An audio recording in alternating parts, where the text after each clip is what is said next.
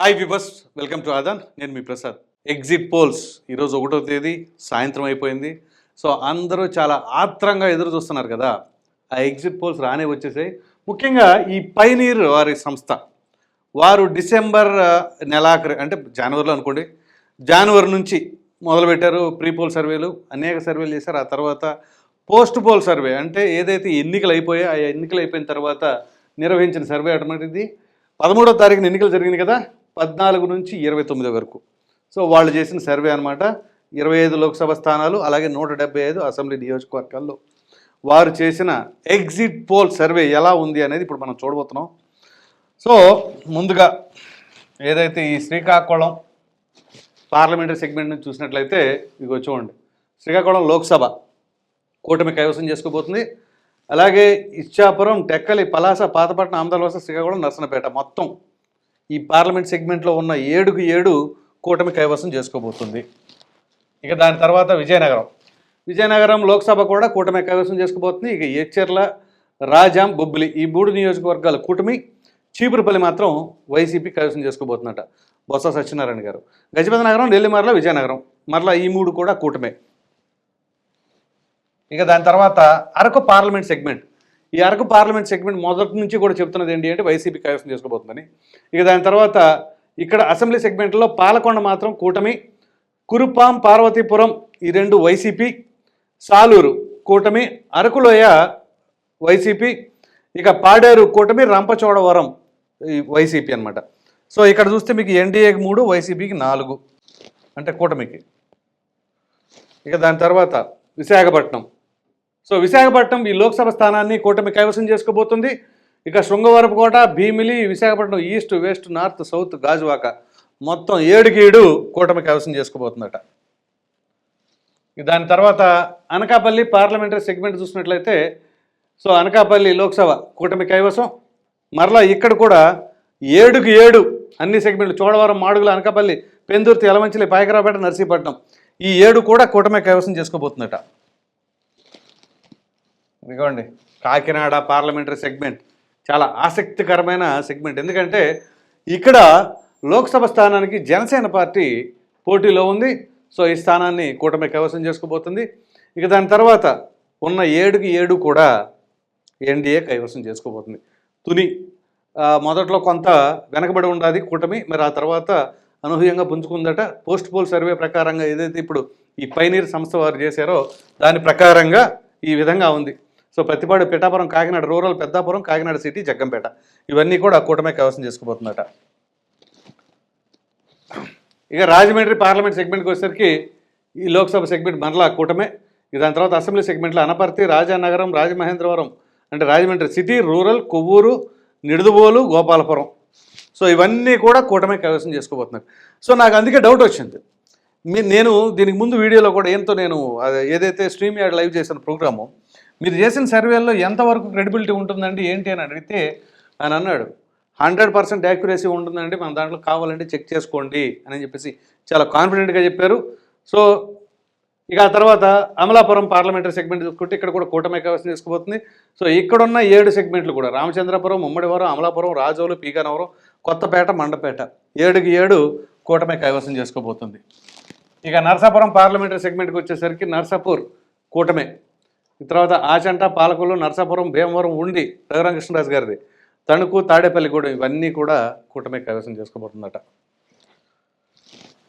ఇక ఏలూరు పార్లమెంట్ సెగ్మెంట్కి వచ్చేసరికి ఈ పార్లమెంట్ సెగ్మెంట్ కూడా కూటమే. ఇక ఉంగుటూరు, దెందులూరు, ఏలూరు, పోలవరం ఇక్కడ పోలవరం మినహాయించి ఈ 3 మాత్రం కూటమి కైవసం చేసుకోబోతుంది. పోలవరం మాత్రం వైసీపీ గెలవబోతుందట. ఇక చింతలపూడి, నూజివీడు, కైకిలేరు ఈ 3 కూడా కూటమి కైవసం చేసుకోబోతుంది. సో అక్కడక్కడ ఫ్యాన్ కనపడతా ఉంది ఏది ఈ సర్వే ప్రకారంగా అండి. ఇక మచిలీపట్నం పార్లమెంటరీ సెగ్మెంట్లో మచిలీపట్నం లోక్సభ స్థానాన్ని కూటమి కైవసం చేసుకోబోతుంది. గన్నవరం యార్లగడ్డ వెంకటరావు వర్సెస్ వల్లభనేని నాని, అది ఆయనే గెలవబోతున్నారు యార్లగడ్డ వెంకటరావు గారు. గుడివాడ కొడాల నాని గారు ఓడిపోబోతున్నారట. సో పెడన కూటమే, మచిలీపట్నం కూటమే, అవినిగడ్డ కూటమి, పెనమలూరు జోగి రమేష్ వైసీపీ తరఫున ఆయన ఓడిపోబోతున్నాడు. పామరు కూడా కూటమి కైవసం చేసుకోబోతుంది. సో ఇక్కడ ఉన్న 7 అసెంబ్లీ సెగ్మెంట్లు కూడా కూటమి కైవసం చేసుకోబోతుందని చెప్పేసి ఇక్కడ సర్వే ప్రకారంగా మనం అర్థం చేసుకోవచ్చు. ఇక విజయవాడ పార్లమెంటరీ సెగ్మెంట్కి వచ్చేసరికి అన్నదమ్ములు కేసినేని నాని వర్సెస్ చిన్ని. సో చిన్నిదే పైచేయి కాబోతున్నాడు. సో కూటమి గెలవబోతుంది. ఇక అసెంబ్లీ సెగ్మెంట్లో వచ్చేసరికి తిరువురు మాత్రం వైసీపీ గెలవబోతున్నాడ. విజయవాడ వెస్ట్, సెంట్రల్, ఈస్టు ఈ 3 కూటమే. ఇక మైలవరం, నందిగామ, జగ్గపేట అంటే కేవలం ఈ పార్లమెంట్ సెగ్మెంట్లో ఒక తిరువురు మాత్రమే వైసీపీ గెలవబోతుందట.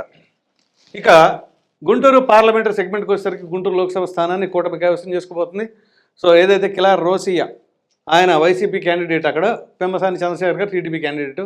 సో ఆయన బ్రహ్మాండంగా గెలవబోతున్నారు అన్నట్టుగా ఉంది.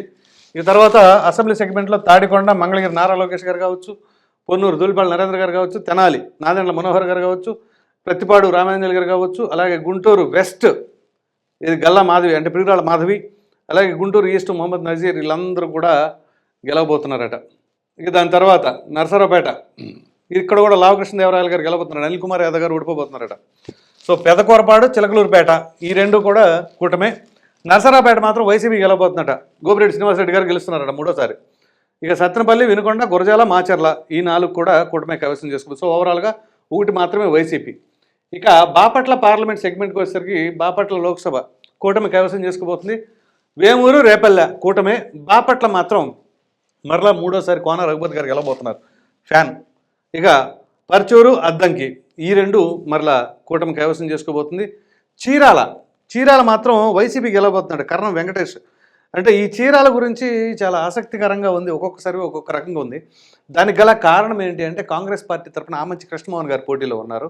సో మీకు తెలుసు 2014 ఎన్నికల్లో ఆయన ఇండిపెండెంట్గా పోటీ చేసి గెలుపొందారు. సో అటువంటి తరుణంలో ఈ చీరాల మాత్రం చాలా వరకు చాలా ఆసక్తికరంగా ఉంది. మరి చూద్దాం ఎలా ఉండబోతుంది. సంతనూతలపాడు వచ్చేసరికి మరలా కూటమి కైవసం చేసుకోబోతుంది. సో ఇక్కడ ఈ బాపట్ల పార్లమెంటరీ సెగ్మెంట్లో ఈ సర్వే ప్రకారంగా 2 స్థానాలను అయితే వైసీపీ కైవసం చేసుకోబోతుంది. ఇక ఒంగోలు పార్లమెంట్ సెగ్మెంట్కి వచ్చేసరికి ఒంగోలు మాగుంట శ్రీనివాసరెడ్డి గారు కూటమి తరఫున గెలవబోతున్నారు. ఎర్రగొండపాలెం మరలా ఇక్కడ వైసీపీ గెలవబోతుందట.